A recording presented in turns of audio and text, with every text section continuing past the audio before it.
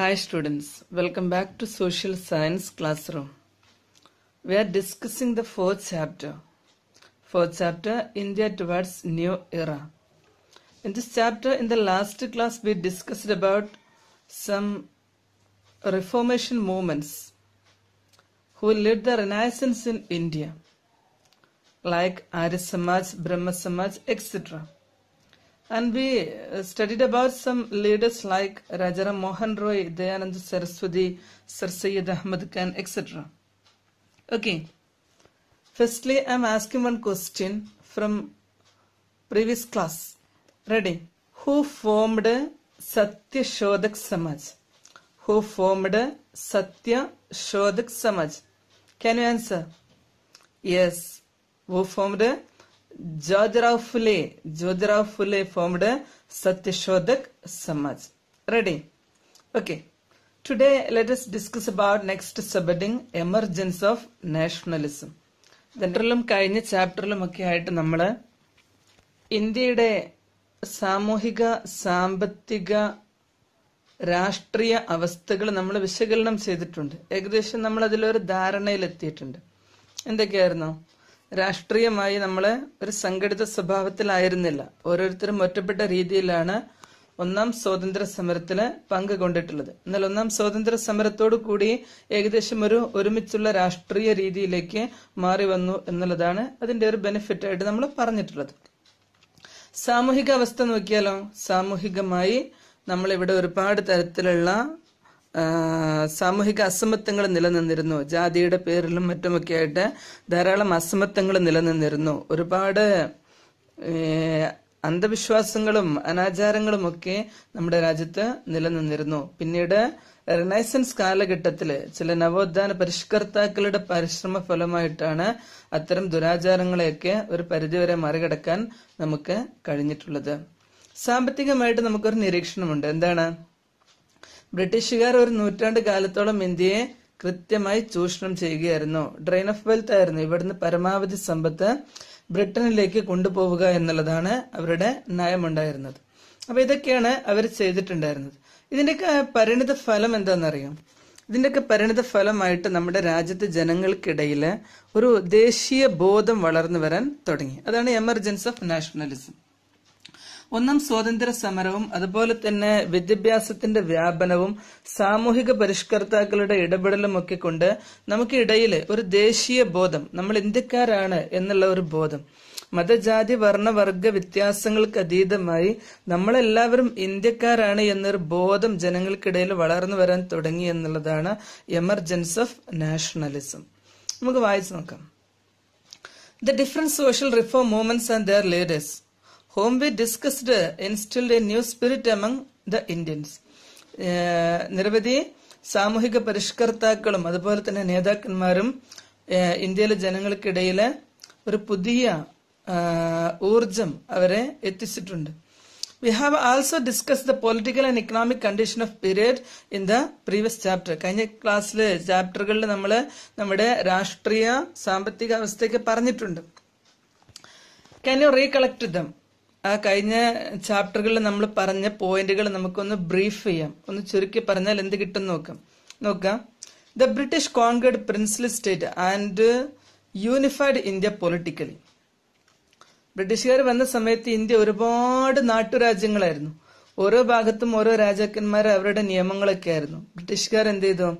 ഈ നാട്ടുരാജ്യങ്ങൾ മുഴുവൻ പിടിച്ചടക്കിയിട്ട് ഇന്ത്യയെ ഒരു ഏകീകൃത ഇന്ത്യയാക്കി മാറ്റി. രാഷ്ട്രീയമായി ഒരൊറ്റ ഇന്ത്യയാക്കി അതിനെ മാറ്റി. അത് കഴിഞ്ഞ ചാപ്റ്ററുകളിൽ നിന്ന് നമുക്ക് വ്യക്തമാണ്. പല നിയമങ്ങളിലൂടെയും അല്ലെ, ഡോക്ട്രിൻ ഓഫ് ലാപ്സയിലൂടെ പിടിച്ചടക്കി, അതുപോലെ തന്നെ സബ്സിഡറി അലയൻസിലൂടെ, മിലിറ്ററി ഓപ്പറേഷനിലൂടെയൊക്കെ പല നാട്ടുരാജാക്കന്മാരെയും കീഴ്പ്പെടുത്തി എല്ലാം ഒരൊറ്റ ഇന്ത്യയാക്കി മാറ്റി എന്നുള്ളത് അതിൽ നമുക്ക് കാണാൻ കഴിയും. മറ്റൊന്ന്, the economic exploitation of British government created a anti British attitude among Indians. ബ്രിട്ടീഷുകാരുടെ സാമ്പത്തികപരമായ ചൂഷണം, എല്ലാ മേഖലയും അവർ ചൂഷണം ചെയ്തു അല്ലെ. ഇന്ത്യയിലെ കാർഷിക മേഖല ചൂഷണം ചെയ്തു, കൈത്തൊഴിൽ മേഖല ചൂഷണം ചെയ്തു, എല്ലാ മേഖലയും അവർ ചൂഷണം ചെയ്തു. അതിന്റെ ഫലമായി ജനങ്ങൾക്ക് മുഴുവനായിട്ട് എന്തായി? ഒരു ബ്രിട്ടീഷ് വിരുദ്ധ വികാരം ജനങ്ങൾക്ക് ഉണ്ടായി എന്നുള്ളതാണ്. Then the spread of English education and the development of transport and communication brought the people together. English വിദ്യാഭ്യാസത്തിലുണ്ടായ പുരോഗതി, അതുപോലെ തന്നെ ട്രാൻസ്പോർട്ട് രംഗത്തുണ്ടായിട്ടുള്ള യാത്രാ സൗകര്യത്തിലൊക്കെ ഉണ്ടായിട്ടുള്ള പുരോഗതി, അതുപോലെ തന്നെ കമ്മ്യൂണിക്കേഷൻ രംഗത്തൊക്കെ ഉണ്ടായിട്ടുള്ള പുരോഗതി ജനങ്ങളെ ഇതേപോലെ ഒരുപോലെ ചിന്തിക്കുന്ന നേതാക്കന്മാരെയും ജനങ്ങളെയൊക്കെ ഒരു കുടക്കീഴിലേക്ക് കൊണ്ടുവരുന്നതിന് അത് സഹായിച്ചു. Then the strategies adopted by British to suppress the first war of Indian independence created a national consciousness and made people think that they belong to the same country. ഒന്നാം സ്വാതന്ത്ര്യ സമരത്തെ അടിച്ചമർത്തുന്നതിന് വേണ്ടി ബ്രിട്ടീഷുകാർ സ്വീകരിച്ച തന്ത്രങ്ങള്, ആ തന്ത്രങ്ങളെ ഇന്ത്യക്കാർക്കിടയിൽ ഏതൊരു ബോധം വളർത്തി, ദേശീയ ബോധം വളർത്തി. നമ്മള് വേറിട്ട് നിന്ന് കഴിഞ്ഞാൽ ബ്രിട്ടീഷുകാരെ തോൽപ്പിക്കാൻ കഴിയില്ല. ഒന്നാം സ്വാതന്ത്ര്യ സമരത്തിൽ നമ്മൾ പരാജയപ്പെടാനുള്ള കാരണം നമ്മൾ പല കഷ്ണങ്ങളായി നിന്നതുകൊണ്ടാണ്. എല്ലാവരും മതജാതി വർണ്ണവർഗ ഭേദങ്ങളില്ലാതെ എല്ലാവരും ഒരുമിച്ച് നിന്നെങ്കിൽ മാത്രമേ ബ്രിട്ടീഷുകാരോട് ഫൈറ്റ് ചെയ്യാൻ കഴിയുള്ളൂ എന്നുള്ള ഒരു ദേശീയ ബോധം, belong to the same country, നമ്മളെല്ലാവരും ഒറ്റ രാജ്യക്കാരാണ് എന്നൊരു ബോധം ജനങ്ങൾക്കിടയിൽ ഉണ്ടായി. ഇതൊക്കെയാണ് ഇതിന്റെ മുമ്പത്തെ ചാപ്റ്ററുകളും ഇതിനു മുമ്പ് നമ്മൾ പറഞ്ഞ പോയിന്റുകളൊക്കെ വിശകലനം ചെയ്ത് കഴിഞ്ഞാൽ നമുക്ക് എത്താവുന്ന ചില നിഗമനങ്ങൾ. Okay, the factors help develop a sense of unity among Indians. ഇന്ത്യക്കാർക്കിടയിൽ ഒരു ഐക്യം വളർന്നു വരാൻ ഈ ഘടകങ്ങളൊക്കെ സഹായിച്ചു. Indian nationalism is the sense of oneness beyond the religious, linguistic and regional diversities. പ്രാദേശിക വ്യത്യാസങ്ങളോ ഭാഷാ വ്യത്യാസങ്ങളോ മതപരമായ വ്യത്യാസങ്ങളോ ഒന്നും പരിഗണിക്കാതെ നമ്മളെല്ലാവരും ഇന്ത്യക്കാരാണ് എന്ന് പറയുന്ന ഒരു ബോധം വളർന്നു വരിക എന്നുള്ളതാണ് എന്തുകൊണ്ട് ഉദ്ദേശിക്കുന്നത്, നാഷണലിസം എന്നതുകൊണ്ട് ഉദ്ദേശിക്കുന്നത്. റെഡി? അപ്പോ ഒന്നാം സ്വാതന്ത്ര്യ സമരത്തിന് ശേഷം ഇന്ത്യയിലെ ഒരു ദേശീയ ബോധം വളർന്നു വന്നിട്ടുണ്ട്. വൈവിധ്യങ്ങൾ മറന്ന് ഏകത്വത്തിലേക്കുള്ള ഒരു പ്രവണത ഇന്ത്യൻ ജനതയിൽ ഉണ്ടായിട്ടുണ്ട്. ഇവിടെ ജവഹർലാൽ നെഹ്റുവിന്റെ ദ ഡിസ്കവറി ഓഫ് ഇന്ത്യ എന്ന പുസ്തകത്തിലെ ചില വരികൾ കൊടുത്തിട്ടുണ്ട് അല്ലെ. ജവഹർലാൽ നെഹ്റുവിനെ അറിയില്ലേ? ഇന്ത്യയുടെ പ്രഥമ പ്രധാനമന്ത്രിയാണ്. ഇന്ത്യ എന്ന് പറയുന്ന രാജ്യം അതിന്റെ മഹത്തരമായ പാരമ്പര്യം സൃഷ്ടിക്കുന്നതിൽ വലിയ പങ്ക് വഹിച്ച നേതാവാണ് ജവഹർലാൽ നെഹ്റു. അദ്ദേഹത്തിന്റെ പുസ്തകമാണ് എന്താ, ദ ഡിസ്കവറി ഓഫ് ഇന്ത്യ. അതിൽ അദ്ദേഹം എഴുതി വെച്ച കാര്യം നമുക്ക് വായിച്ചു നോക്കാം. The mountains and rivers of India and the forest and the broad fields which gave us food. ഇന്ത്യയിലെ പർവ്വതങ്ങളും നദികളും അതുപോലെ തന്നെ വനങ്ങളും നമുക്ക് ഭക്ഷണം തരുന്ന വിശാലമായ നെൽപ്പാടങ്ങളും were all dear to us. അതൊക്കെ നമുക്ക് പ്രിയപ്പെട്ടതാണ്. But what counted ultimately were the people of India. എന്നാൽ അതിൻ്റെയൊക്കെ മുകളിലാണ് നമ്മളെല്ലാവരും ഇന്ത്യക്കാരാണ് എന്നത്. People like them and me, അവരെ പോലെ അതല്ലെങ്കിൽ എന്നെ പോലെ, who were spread all over this vast land. ഈ രാജ്യത്തിന്റെ വിശാലമായ ഭൂമിയിൽ അവർ വ്യാപിച്ച് കിടക്കുകയാണ്. എന്നെപ്പോലെ അല്ലെങ്കിൽ അവരെ പോലെ ജനങ്ങളെപ്പോലെ ഇന്ത്യക്കാരായിട്ടുള്ള ആളുകൾ, ഇന്ത്യ എന്ന് പറയുന്ന യൂണിറ്റിയിൽ വിശ്വസിക്കുന്ന ആളുകൾ ഈ വിശാലമായ ഭൂമിയിൽ വ്യാപിച്ച് കിടക്കുകയാണ്. Bharat Mata, mother India was essentially this millions of people. ഈ ജനങ്ങളുടെയൊക്കെ അടിസ്ഥാനപരമായത് എന്താണ്? ഭാരത് മാത എന്നത് തന്നെയാണ്. And the victory of her made victory of to this people. അപ്പൊ ഭാരതാമ്മയുടെ വിജയം എന്ന് പറയുന്നത് ഈ ലക്ഷക്കണക്കിന് വരുന്ന ജനങ്ങളുടെ വിജയമാണ്. You are part of this Bharatamma. I told them. ഞാൻ അവരോട് പറഞ്ഞു, നിങ്ങളൊക്കെ ഈ ഭാരതാമ്മയുടെ മക്കളാണ്. You are in a manner yourself Bharatamma. ഒരു ഗണത്തിൽ പറഞ്ഞാൽ നിങ്ങൾ തന്നെയാണ് Bharatamma. And as this idea slowly shocked into their brains. ഈ ആശയം നിങ്ങൾ തന്നെയാണ് ഭാരതാമ്മ, ഈ ഭാരതാമ്മയുടെ വിജയം എന്ന് പറയുന്നത് നിങ്ങളുടെ വിജയമാണ് എന്ന നെഹ്റുവിന്റെ ഈ വാക്കുകൾ soaked into their brains, അവരുടെ മസ്തിഷ്കത്തിലേക്ക് അത് കിനിഞ്ഞിറങ്ങാൻ തുടങ്ങി. Their eyes were light up. അവരുടെ കണ്ണുകൾ പ്രകാശിച്ചു. As if they had made a great discovery. ഒരു പുതിയ ഒന്ന് കണ്ടെത്തിയതിന്റെ സന്തോഷം പോലെ അവരുടെ കണ്ണുകൾ പ്രകാശിച്ചു. ആ ഒരു സന്തോഷം, നമ്മളെല്ലാവരും ഒന്നാണ് എന്ന ആ ഒരു ആശയം അവർ സ്വീകരിച്ചതിന്റെ പ്രകാശം അവരുടെ കണ്ണുകളിൽ കാണാമായിരുന്നു. Jawaharlal Nehru the discovery of India എന്ന പുസ്തകത്തിൽ എഴുതി വെച്ചതാണ് നമ്മൾ വായിച്ചത്. ഇനി ഇവിടെ ഒരു ചോദ്യം കൊടുത്തിട്ടുണ്ട്. എന്താണ്? What were the factors responsible for the development of nationalism among Indians? ഇന്ത്യക്കാരിൽ ദേശീയബോധം വളരുന്നതിലേക്ക് നയിച്ച ഘടകങ്ങൾ എന്തൊക്കെയാണ് എന്നതാണ്. നേരത്തെ നമ്മൾ പറഞ്ഞിട്ടുണ്ട്. ഒന്നാമത്തെ ഘടകം എന്തുതന്നെയാണ്? The first war of independence തന്നെയാണ്. അതുപോലെ തന്നെ പിന്നെ റിഫോർമേഷൻ മൂവ്മെന്റ്സ് ഉണ്ട്, ഇംഗ്ലീഷ് എഡ്യൂക്കേഷൻ ഉണ്ട്, അതുപോലെ തന്നെ എക്സ്പ്ലോയിറ്റേഷൻ ഓഫ് ബ്രിട്ടീഷ് റൂൾ ഉണ്ട്. ഇങ്ങനെയുള്ള ഘടകങ്ങൾ, അതുപോലെ തന്നെ support of leaders like Nehru, ഇങ്ങനെ ധാരാളം ഘടകങ്ങൾ എന്തായിട്ടുണ്ട് ഈ ദേശീയ ബോധത്തിലേക്ക് ഇന്ത്യയെ നയിച്ചിട്ടുണ്ട്. The development of nationalism accelerated the Indians effort to liberate from British. ദേശീയബോധം വളർന്നതോട് കൂടിയിട്ട് ഇന്ത്യയെ ബ്രിട്ടീഷുകാരിൽ നിന്ന് മോചിപ്പിക്കുന്നതിനുള്ള ശ്രമങ്ങൾ എന്തായി? ദ്രുതഗതിയിലായി. This enhanced this relevance of various movements for the independence. അതുകൊണ്ട് തന്നെ ഇന്ത്യൻ സ്വാതന്ത്ര്യത്തിന് വേണ്ടി നിരവധി പ്രസ്ഥാനങ്ങൾ രൂപം കൊണ്ടു. സ്വാതന്ത്ര്യം ലക്ഷ്യം വെച്ചുകൊണ്ട് നിരവധി പ്രസ്ഥാനങ്ങൾ രൂപം കൊണ്ടു. ഓക്കെ, നോക്കാം. ഫോർമേഷൻ ഓഫ് അസോസിയേഷൻ, സംഘടനകളുടെ രൂപീകരണം. A number of regional organizations came to exist at various parts of India as a result of this growing awakening. ഈ പുതിയ ഉണർവുണ്ടായതിന്റെ അടിസ്ഥാനത്തില് രാജ്യത്തിന്റെ പല ഭാഗങ്ങളിലായി ദേശീയ സ്വാതന്ത്ര്യം, ഇന്ത്യ രാജ്യത്തിന്റെ സ്വാതന്ത്ര്യം ലക്ഷ്യം വെച്ചുകൊണ്ട് നിരവധി സംഘടനകൾ ഉയർന്നു വന്നു. മദ്രാസ് നാറ്റീവ് അസോസിയേഷൻ, പൂന സർവജനിക് സഭ and Indian association were few among them. അതിലെ ചില സംഘടനകളാണ് ഇതൊക്കെ. മദ്രാസ് നാറ്റീവ് അസോസിയേഷൻ ഉണ്ടായി, അതുപോലെ തന്നെ പൂന സാർവജനിക് സഭ, ഇന്ത്യൻ അസോസിയേഷൻ, ഇതൊക്കെ അത്തരത്തിലെ രാജ്യത്തിന്റെ പല ഭാഗങ്ങളിലായി ഉയർന്നു വന്ന സംഘടനകളാണ്. All this organization gave priority to the regional problems. ഈ സംഘടനകളൊക്കെ എന്തിനാണ് പ്രാധാന്യം കൊടുത്തത്? ഓരോ പ്രദേശത്തുള്ള പ്രശ്ന പരിഹാരത്തിനാണ് പ്രാധാന്യം കൊടുത്തത്. രാജ്യത്തിന്റെ മൊത്തത്തിലുള്ള ഒരു സ്വാതന്ത്ര്യത്തിന് വേണ്ടിയുള്ള സംഘടന ആയിരുന്നില്ല ഇതൊന്നും. This necessitated forming a national organization. രാജ്യത്തിന്റെ പല ഭാഗങ്ങളിലായിട്ട് ഓരോ സംഘടനകൾ വരികയും അവര് ആ പ്രദേശത്ത് കോൺസെൻട്രേറ്റ് ചെയ്തുകൊണ്ട് പ്രവർത്തിക്കുകയും ചെയ്തതുകൊണ്ട് രാജ്യത്തിന് സ്വാതന്ത്ര്യം കിട്ടുക എളുപ്പമല്ല. അതുകൊണ്ട് തന്നെ എല്ലാവരെയും കൂട്ടി യോജിപ്പിച്ചുകൊണ്ട് ദേശീയ തലത്തിൽ ഒരു സംഘടന ഉണ്ടാക്കുക എന്നുള്ളതിലേക്ക് അത് എത്തിച്ചേർന്നു എന്നുള്ളതാണ്. അതുപോലെ ആ കാലഘട്ടത്തിൽ ഉണ്ടായിരുന്ന ചില എഴുത്തുകാരുടെ എഴുത്തുകളും അതുപോലെ തന്നെ കവിതാ സൃഷ്ടികളും ഒക്കെ ദേശീയ ബോധം വളരുന്നതിൽ വലിയ പങ്ക് വഹിച്ചിട്ടുണ്ട്. അങ്ങനെ ആ കാലഘട്ടത്തിലെ ജനങ്ങളെ വളരെയധികം സ്വാധീനിച്ച ചില എഴുത്തുകാരാണ് ഒന്ന് ബങ്കിം ചന്ദ്ര ചാറ്റർജി, രബീന്ദ്രനാഥ് ടാഗോർ, മുഹമ്മദ് ഇക്ബാൽ, ലക്ഷ്മിനാഥ് ബെസ്ബറ, അൽതഫ് ഹുസൈൻ. ബങ്കിം ചന്ദ്ര ചാറ്റർജി, രബീന്ദ്രനാഥ് ടാഗോർ, മുഹമ്മദ് ഇക്ബാൽ, ലക്ഷ്മിനാഥ് ബെസ്ബറ, അൽതഫ് ഹുസൈൻ, ഇവരൊക്കെ ആ കാലഘട്ടത്തില് ജനങ്ങളെ വളരെയേറെ സ്വാധീനിച്ച എഴുത്തുകാരായിരുന്നു.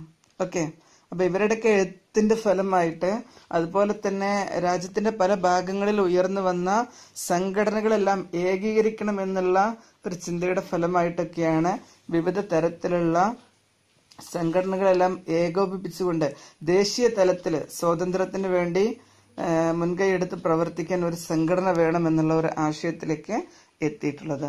അങ്ങനെ രൂപം കൊണ്ട സംഘടനയാണ് ഇത് ഇന്ത്യൻ നാഷണൽ കോൺഗ്രസ്. ഇന്ത്യയുടെ പല ഭാഗങ്ങളിലായി ചിതറിക്കിടക്കുന്ന പല ജാതി മതത്തിൽപ്പെട്ട പല ഭാഷകൾ സംസാരിക്കുന്ന വൈവിധ്യമാർന്ന ജീവിത ചുറ്റുപാടുകളിൽ ജീവിക്കുന്ന ആളുകളെയെല്ലാം ഒരു കുടക്കീഴിൽ അണിനിരത്തി ഇന്ത്യൻ സ്വാതന്ത്ര്യ സമരത്തിന് വേണ്ടി നേതൃത്വം കൊടുക്കാൻ വേണ്ടി രൂപീകരിക്കപ്പെട്ട ഒരു സംഘടനയാണ് ഇന്ത്യൻ നാഷണൽ കോൺഗ്രസ്, INC എന്ന് പറയും. നോക്കുക, അതിന്റെ രൂപീകരണത്തെ കുറിച്ച് നമുക്ക് വായിച്ചു നോക്കാം. 72 representatives of various organizations across India assembled in vast auditorium of Tejpal Sanskrit College, Bombay on 28 December 1885. രാജ്യത്തിന്റെ വിവിധ ഭാഗങ്ങളിൽ പ്രവർത്തിക്കുന്ന പല സംഘടനകളുടെ പ്രതിനിധികളായിട്ടുള്ള 72 റെപ്രസെന്റേറ്റീവ് 72 പ്രതിനിധികള് ബോംബെയിലുള്ള തേജ്പാൽ സംസ്കൃത കോളേജിന്റെ വിശാലമായ ഓഡിറ്റോറിയത്തിൽ സമ്മേളിച്ചു. എന്നാണ് സമ്മേളിച്ചത്? 28 ഡിസംബർ 1885. 1885 ഡിസംബർ 28 മുംബൈയിലുള്ള തേജ്പാൽ സംസ്കൃത കോളേജിന്റെ വിശാലമായ ഓഡിറ്റോറിയത്തിൽ രാജ്യത്തിന്റെ വിവിധ ഭാഗങ്ങളിൽ പ്രവർത്തിക്കുന്ന പല സംഘടനകളുടെയും നേതാക്കന്മാരായിട്ടുള്ള 72 ആളുകൾ ഒരുമിച്ച് കൂടി. എന്തിനു വേണ്ടിയിട്ടാണ്? ദേശീയ തലത്തില് ഒരു സംഘടന രൂപീകരിക്കാൻ വേണ്ടിയിട്ട്. They were of diverse attire. അവരൊക്കെ വ്യത്യസ്തമായ സാഹചര്യങ്ങളിൽ നിന്ന് വരുന്നവരായിരുന്നു. റിലീജിയൻ ആൻഡ് ലാംഗ്വേജ്, വ്യത്യസ്ത ഭാഷകൾ സംസാരിക്കുന്നവരായിരുന്നു, വ്യത്യസ്ത മതത്തിലുള്ള ആളുകളായിരുന്നു. W.C. Banerjee presided over this meeting. ആ മീറ്റിംഗിൽ അധ്യക്ഷം വഹിച്ചത് ആരാണ്? W.C. ബാനർജി ആണ്. This meeting initiated by the former British civil servant A.O. Hume. ബ്രിട്ടീഷുകാരനായിട്ടുള്ള A.O. ഹ്യൂം ആണ് ഇങ്ങനെ ഒരു മീറ്റിങ്ങിനെ മുൻകൈ എടുത്ത് മുന്നോട്ട് വന്നിട്ടുള്ളത്. The Indian National Congress was formed in this meeting. ഈ യോഗത്തിൽ വെച്ചിട്ടാണ് ഇന്ത്യൻ നാഷണൽ കോൺഗ്രസ് രൂപീകരിച്ചിട്ടുള്ളത്. Okay. From the speech at the first meeting, W.C. Banerjee ഇതിന്റെ ആദ്യത്തെ മീറ്റിംഗിൽ പറഞ്ഞു നോക്കാം. We desire that the administration of India should be further modernized and we be made a part of it. ഇന്ത്യയുടെ ഭരണം നവീകരിക്കണം, നമ്മളും അതിന്റെ ഭാഗമായി മാറണം എന്നുള്ളതാണ് ഒന്നാമത്തെ മീറ്റിംഗില് W.C. ബാനർജി പറഞ്ഞിട്ടുള്ള അദ്ദേഹത്തിന്റെ സ്പീച്ചിലെ ഒരു ഭാഗമാണ് കൊടുത്തിട്ടുള്ളത്. ഓക്കെ. അതിലെ ഡെലിഗേറ്റ്സ്, ആ 72 ആളുകളുടെ ഫോട്ടോ ഒക്കെ ഇവിടെ കൊടുത്തിട്ടുണ്ട് അല്ല. കുറെ ആളുകളെ ഇന്ത്യയുടെ പല ഭാഗത്തു നിന്നുള്ള പല ജാതി മത സംഘടനകളുടെ ഭാരവാഹിത്യം വഹിക്കുന്നവരൊക്കെ ആയിട്ടുള്ള 72 ആളുകളെ, ഇന്ത്യയുടെ വൈവിധ്യം ഉൾക്കൊള്ളുന്ന 72 ആളുകൾ ഒരുമിച്ച് കൂടിയിട്ടാണ് ഇന്ത്യൻ നാഷണൽ കോൺഗ്രസ് എന്ന് പറയുന്ന ഒരു പാർട്ടിക്ക് രൂപം കൊടുത്തിട്ടുള്ളത്. Okay. The major aims of Indian National Congress were. Indian National Congress രൂപീകരിച്ചതിന്റെ ലക്ഷ്യങ്ങൾ എന്തൊക്കെയായിരുന്നു? എന്തിനു വേണ്ടിയിട്ടാണ് ദേശീയ തലത്തിൽ ഇങ്ങനെ ഒരു സംഘടന രൂപീകരിച്ചത്? നോക്കുക. To promote fellow feeling among the volunteers from different parts of country. രാജ്യത്തിന്റെ വിവിധ ഭാഗങ്ങളിലുള്ള ആളുകൾക്കിടയിൽ സൗഹൃദ അന്തരീക്ഷം വളർത്തിക്കൊണ്ടുവരിക. രാജ്യത്തിന്റെ വിവിധ ഭാഗങ്ങളിലുള്ള വളണ്ടിയേഴ്സ്, പ്രവർത്തകർക്കിടയിൽ ദേശീയതയ്ക്ക് വേണ്ടി പ്രവർത്തിക്കുന്ന, രാജ്യത്തിന്റെ സ്വാതന്ത്ര്യത്തിന് വേണ്ടി പ്രവർത്തിക്കുന്ന ആളുകൾക്കിടയിൽ സൗഹൃദ അന്തരീക്ഷം വളർത്തിക്കൊണ്ടുവരിക എന്നുള്ളത് ഇന്ത്യൻ നാഷണൽ കോൺഗ്രസിന്റെ ഒന്നാമത്തെ ലക്ഷ്യമാണ്. 2. To develop a national spirit beyond the religious, caste and regional loyalties. പ്രാദേശിക വ്യത്യാസങ്ങൾക്കതീതമായി, ജാതിക്കതീതമായി, മതത്തിനതീതമായി ദേശീയത എന്ന ഒരു സ്പിരിറ്റ് ആളുകൾക്കിടയിൽ വളർത്തിക്കൊണ്ടുവരിക. അപ്പൊ ജാതി മത പ്രാദേശിക വ്യത്യാസങ്ങൾ പരിഗണിക്കാതെ ദേശീയമായ ഒരു സ്പിരിറ്റ് ആളുകൾക്കിടയിൽ വളർത്തിക്കൊണ്ടുവരിക എന്നുള്ളത് കോൺഗ്രസിന്റെ ലക്ഷ്യമായിരുന്നു. Then, to bring the problems of Indians to the notice of authorities. ഇന്ത്യക്കാരുടെ പ്രശ്നങ്ങൾ ബ്രിട്ടീഷ് ഗവൺമെന്റിന്റെ മുമ്പിൽ അവതരിപ്പിക്കുക. അപ്പൊ ഇതൊക്കെയാണ് ഇന്ത്യൻ നാഷണൽ കോൺഗ്രസ് രൂപീകരിച്ചപ്പോൾ ഉള്ളതിന്റെ ലക്ഷ്യങ്ങൾ. ഒന്നെന്താണ്? രാജ്യത്തിന്റെ വിവിധ ഭാഗങ്ങളിൽ പ്രവർത്തിക്കുന്ന, സ്വാതന്ത്ര്യത്തിന് വേണ്ടി പ്രവർത്തിക്കുന്ന ആളുകൾക്കിടയിലൊക്കെ ഒരു സൗഹൃദ അന്തരീക്ഷം വളർത്തിക്കൊണ്ടുവരിക. അതുപോലെ തന്നെ മത ജാതി പ്രാദേശിക വ്യത്യാസങ്ങൾക്ക് അതീതമായി ദേശീയ ബോധം വളർത്തിക്കൊണ്ടുവരിക. മറ്റൊന്നെന്താണ്? To bring the problems of Indians to the notice of authorities. ഇന്ത്യക്കാരുടെ പ്രശ്നങ്ങളൊക്കെ ബ്രിട്ടീഷ് ഗവൺമെന്റിന്റെ മുമ്പിൽ അവതരിപ്പിക്കുക. ഈ കാര്യങ്ങളൊക്കെയാണ് ഇന്ത്യൻ നാഷണൽ കോൺഗ്രസ് രൂപീകരിച്ചപ്പോൾ ഉള്ളതിന്റെ ലക്ഷ്യങ്ങൾ. With the formation of Indian National Congress, the agitations against the British attained a organized nature. Indian National Congress രൂപീകരിച്ചതോട് കൂടിയിട്ട് ബ്രിട്ടീഷുകാർക്കെതിരെയുള്ള സമര പരിപാടികൾക്ക് ഒരു ഏകീകൃത രൂപം ഉണ്ടായി എന്നുള്ളതാണ്. ഒരു സംഘടിത രൂപമുണ്ടായി. ഓരോരുത്തർ പല ഭാഗങ്ങളിലായി ഒറ്റപ്പെട്ട സമരങ്ങൾക്ക് നടത്തുന്നതിന് പകരമായിട്ട് രാജ്യത്തുടനീളം ഒരേ ആവശ്യം ഉന്നയിച്ച് ഒരേ സമരം നടക്കുന്ന ഒരു സംഘടിത രൂപം അതിനുണ്ടായി എന്നുള്ളതാണ് കോൺഗ്രസ് രൂപീകരിച്ചതിന് ശേഷമുള്ള ഒരു മാറ്റം. Such organized agitations against the British power can be called the national movement. അത്തരത്തിലുള്ള സംഘടിതമായ സമരങ്ങളെയാണ്, ബ്രിട്ടീഷുകാർക്കെതിരെ നടന്ന അത്തരം സംഘടിതമായ സമരങ്ങളെയാണ് നമ്മൾ പൊതുവെ എന്ത് വിളിക്കുന്നത്? ദേശീയ പ്രസ്ഥാനങ്ങൾ എന്ന് വിളിക്കുന്നത്. ഇത്തരം സംഘടിതമായി ഒരേ ആവശ്യങ്ങൾ ഉന്നയിച്ചുകൊണ്ട് രാജ്യത്തുടനീളമുള്ള ആളുകളെ ഒരുപോലെ നടത്തുന്ന ഇത്തരം സമരങ്ങൾക്ക് നേതൃത്വം കൊടുക്കുന്ന പ്രസ്ഥാനങ്ങളെയാണ് ദേശീയ പ്രസ്ഥാനങ്ങൾ എന്ന് വിളിക്കുന്നത്. Based on the style and strategies of the agitation, സമരങ്ങളുടെ തന്ത്രങ്ങളും അതിന്റെ രൂപവും ഒക്കെ അടിസ്ഥാനമാക്കി the national movement can be divided into 3 phases. ദേശീയ പ്രസ്ഥാനത്തെ 3 ഘട്ടങ്ങളായി തിരിക്കാം. ഇന്ത്യൻ നാഷണൽ കോൺഗ്രസിന്റെ അണ്ടറിൽ നടത്തിയിട്ടുള്ള സമരങ്ങളുടെ സ്വഭാവം വിശകലനം ചെയ്തുകൊണ്ട് നമുക്ക് ദേശീയ പ്രസ്ഥാനത്തെ 3 ഘട്ടമായിട്ട് തിരിക്കാം. ഏതൊക്കെയാണ്? ഒന്ന്, the period of moderate nationalism, മിതവാദം മുന്നോട്ട് വെച്ച സമയമാണ് the period of moderate nationalism. മറ്റൊന്ന് the period of extreme nationalism, തീവ്രദേശീയത മുന്നോട്ട് വെച്ചതാണ് the period of extreme nationalism. മൂന്നാമത്തത് ഗാന്ധിയൻ ഇറ, ഗാന്ധിയൻ യുഗം. ഇങ്ങനെ ഇന്ത്യൻ ദേശീയ പ്രസ്ഥാനത്തിന്റെ പ്രവർത്തനങ്ങളെ 1885 മുതൽ 1947 വരെയുള്ള ഇന്ത്യൻ ദേശീയ പ്രസ്ഥാനത്തിന്റെ പ്രവർത്തനത്തെ നമുക്ക് എന്ത് ചെയ്യാം? 3 ഘട്ടമായിട്ട് തിരിക്കാം. ഒന്ന് ദ മോഡറേറ്റ് നാഷണലിസം, മറ്റൊന്ന് എക്സ്ട്രീം നാഷണലിസം, തേർഡ് എന്താണ്? ഗാന്ധിയൻ ഇറ. Okay. The period from 1885 to 1905 was the moderate nationalism. 1885 മുതൽ ഇന്ത്യൻ നാഷണൽ കോൺഗ്രസ് രൂപീകരിച്ചത് മുതൽ 1905 വരെയുള്ള കാലഘട്ടം. എത്ര വർഷമുണ്ടപ്പോ? ഏകദേശം 20 വർഷം. ആദ്യത്തെ 20 വർഷക്കാലം എന്തായിരുന്നു? മോഡറേറ്റ് നാഷണലിസം ആയിരുന്നു. മിതവാദികള് നേതൃത്വം കൊടുക്കുന്ന മിതവാദികളാണ് ഇന്ത്യൻ നാഷണൽ കോൺഗ്രസിന് ഈ കാലഘട്ടങ്ങളിൽ നേതൃത്വം കൊടുത്തിരുന്നത്. The leaders of this period were English educated. ആ കാലഘട്ടത്തിലുള്ള നേതാക്കന്മാരൊക്കെ ഇംഗ്ലീഷ് എഡ്യൂക്കേറ്റഡ് ആയിരുന്നു.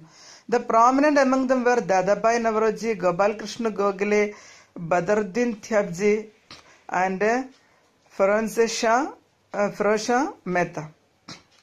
ആരൊക്കെയായിരുന്നു അന്നത്തെ നേതാക്കന്മാരെ? ഈ മോഡറേറ്റ് നാഷണലിസം നിലനിൽക്കുന്ന കാലത്ത് ഇന്ത്യൻ നാഷണൽ കോൺഗ്രസിനെ നയിച്ച ആളുകള് Dadabhai Naoroji, Gopal Krishna Gokhale, Badruddin Tyabji, Feroz Shah Mehta.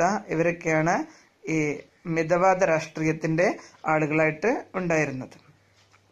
Their policy was to bring the common problems and demand to the notice of British government by means of petitions, resolution and protest. അവരുടെ പ്രവർത്തന രീതി എന്തായിരുന്നു? ഇന്ത്യക്കാരുടെ ആവശ്യങ്ങളും പ്രശ്നങ്ങളും ഒക്കെ എഴുതി തയ്യാറാക്കിയിട്ട് പെറ്റിഷനായിട്ടും പ്രമേയങ്ങളുമായിട്ടൊക്കെ ബ്രിട്ടീഷ് ഗവൺമെന്റിന്റെ മുമ്പിൽ അവതരിപ്പിക്കുക എന്നുള്ളതാണ് അവരുടെ പ്രവർത്തനത്തിന്റെ രീതി. Unfortunately, the British officials did not properly consider them. അങ്ങനെയൊക്കെ കൊടുത്തിട്ട് ബ്രിട്ടീഷുകാർ അതത് കാര്യമായിട്ട് പരിഗണിച്ചിട്ടൊന്നുമില്ല. നമുക്ക് പ്രശ്നങ്ങളുണ്ട് എന്ന് പറഞ്ഞ് പരാതി എഴുതി ബ്രിട്ടീഷുകാരുടെ മുമ്പിൽ കൊണ്ടുപോയി കൊടുത്തിട്ട് അവരത് കാര്യമായിട്ട് പരിഗണിച്ചതൊന്നുമില്ല. അത്ര വലിയൊരു പരിഗണന ഒന്നും ഈ ഇന്ത്യൻ നാഷണൽ കോൺഗ്രസിന്റെ ഫസ്റ്റ് ടൈമിലുള്ള നേതാക്കന്മാർക്ക് ബ്രിട്ടീഷുകാര് കൊടുത്തിരുന്നില്ല. Thus leaders studied the root cause of the poverty in British India and the studies formed the ideological base for the national movement. ഈ നേതാക്കന്മാരൊക്കെ എന്തായിരുന്നു? ബ്രിട്ടീഷ് ഇന്ത്യയിൽ ഇന്ത്യക്കാർക്ക് എന്തുകൊണ്ട് ദാരിദ്ര്യം ഉണ്ടാകുന്നു എന്നതിന്റെ അടിസ്ഥാന കാരണങ്ങൾ പഠിക്കുകയും ആ പഠിച്ചിട്ടുള്ള കാര്യങ്ങളാണ് ബ്രിട്ടീഷ് ഗവൺമെന്റിന് മുമ്പിൽ അവതരിപ്പിച്ചിട്ടുള്ളത്. അതുകൊണ്ട് തന്നെ ഇന്ത്യൻ ദേശീയ പ്രസ്ഥാനത്തിന് ഒരു ആശയപരമായ അടിത്തറ ഉണ്ടാക്കുന്നതിൽ ഈ നേതാക്കന്മാര് വലിയ പങ്ക് വഹിച്ചിട്ടുണ്ട്. ഇവിടെ ഫോട്ടോ കൊടുത്തിട്ടുണ്ടല്ലേ? ഗോപാൽ കൃഷ്ണ ഗോഖലെ, ബദറുദ്ദീൻ ത്യാബ്ജി, ഫിറോസ് ഷാ മേത്ത ഇവരൊക്കെയാണ് ഇന്ത്യൻ സ്വാതന്ത്ര്യ സമരത്തിന് നേതൃത്വം കൊടുത്ത് മുന്നിലുണ്ടായിരുന്നത്. നോക്കെ, ഡ്രെയിൻ തിയറി ദാദാഭായ് നവറോജിയാണ് ഡ്രെയിൻ തിയറി അവതരിപ്പിച്ചിട്ടുള്ളത്. Drain theory is the major contribution of Dadabhai Naoroji. There was a drain of wealth from India to England during colonial rule. It was mainly in the form of salary, taxes and gift. He proved that the economic drain under the British rule is the root cause of poverty in India. Drain theory എന്ന് പറഞ്ഞു കഴിഞ്ഞാൽ ദാദാഭായ് നവറോജി അവതരിപ്പിച്ചിട്ടുള്ള സിദ്ധാന്തമാണ് drain theory. അദ്ദേഹം കണ്ടെത്തിയത് എന്താണ്? ഇന്ത്യയിൽ നിന്ന് വരുമാനം എവിടേക്ക് പോകുന്നുണ്ട്? ബ്രിട്ടനിലേക്ക്, കൊളോണിയൽ ഭരണത്തിന്റെ ഭാഗമായ ബ്രിട്ടനിലേക്ക്, അത് ഇംഗ്ലണ്ടിലേക്ക് പോകുന്നുണ്ട്. അങ്ങനെ ഇവിടെയുള്ള വരുമാനം ഇംഗ്ലണ്ടിലേക്ക് പോകുന്നതാണ് ഇന്ത്യക്കാർക്ക് ദാരിദ്ര്യം ഉണ്ടാകുന്നതിനുള്ള അടിസ്ഥാന കാരണം എന്ന് കണ്ടെത്തിയിട്ടുള്ള ആളാണ് ദാദാഭായ് നവറോജി. ആ സിദ്ധാന്തമാണ് ഡ്രെയിൻ തിയറി എന്നതുകൊണ്ട് ഉദ്ദേശിക്കുന്നത്. അപ്പൊ പല റൂട്ടിലൂടെ സാലറി ആയിട്ടും ടാക്സ് ആയിട്ടും ഗിഫ്റ്റ് ആയിട്ടും ഒക്കെ ഇന്ത്യക്കാരുടെ വരുമാനം മുഴുവൻ എങ്ങോട്ട് പോകുന്നുണ്ട്? ഇന്ത്യക്കാരുടെ അധ്വാനത്തിന്റെ ഫലം മുഴുവൻ ഉൽപ്പന്നങ്ങളായിട്ടും സാലറി ആയിട്ടും ഗിഫ്റ്റ് ആയിട്ടും ഒക്കെ ഇംഗ്ലണ്ടിലേക്ക് പോവുകയാണ്. അതായത് ബ്രിട്ടീഷുകാർ ഇന്ത്യയെ ചൂഷണം ചെയ്ത് നമ്മുടെ സമ്പത്തൊക്കെ കൊള്ളയടിച്ച് അങ്ങോട്ട് കൊണ്ടുപോവുകയാണ്. അതുകൊണ്ടാണ് ഇന്ത്യയിൽ ദാരിദ്ര്യം ഉണ്ടാകുന്നത് എന്നതാണ് ഡ്രെയിൻ തിയറിയിലൂടെ ദാദാഭായ് നവറോജി പറഞ്ഞിട്ടുള്ളത്. ഓക്കെ, ഇവിടെ ഒരു ചോദ്യം കൊടുത്തിട്ടുണ്ട്. എന്താ? Evaluate the role of moderates in pointing at the British policies. British നയങ്ങളെ പോയിന്റ് ചെയ്യുന്നതില് മോഡറേറ്റുകളുടെ റോള് വിലയിരുത്താനാണ്. എന്തെല്ലാം റോള് അവർ നിർവഹിച്ചിട്ടുണ്ട് എന്നുള്ളതാണ്. ബ്രിട്ടീഷുകാർക്ക് എതിരെ പരാതികൾ ഉന്നയിക്കുന്നതിൽ, അവരുടെ നയങ്ങളെ സ്റ്റഡി ചെയ്യുന്നതില് മോഡറേറ്റുകൾ വഹിച്ച പങ്കാണ്. അതിന്റെ ഒരു ബെസ്റ്റ് ആൻസർ തന്നെയാണ് തൊട്ട് മുകളിലുള്ളത് ഡ്രെയിൻ തിയറി അവർ അവതരിപ്പിച്ചെന്ന് പറഞ്ഞു കഴിഞ്ഞാൽ ഇന്ത്യക്കാരുടെ ദാരിദ്ര്യത്തിന്റെ അടിസ്ഥാന കാരണം ഡ്രെയിൻ തിയറിയാണ് എന്ന് കണ്ടെത്തുകയും അത് ബ്രിട്ടീഷുകാരെ അറിയിക്കുകയും ചെയ്തു എന്നുള്ളത് ഒന്ന്. അതുപോലെ തന്നെ ഇന്ത്യക്കാർക്ക് ഉള്ള പ്രശ്നങ്ങളും പരാതികളും ഒക്കെ എഴുതി തയ്യാറാക്കി ബ്രിട്ടീഷ് ഗവൺമെന്റിന്റെ മുമ്പില് മോഡറേറ്റുകളെ അവതരിപ്പിച്ചിരുന്നു.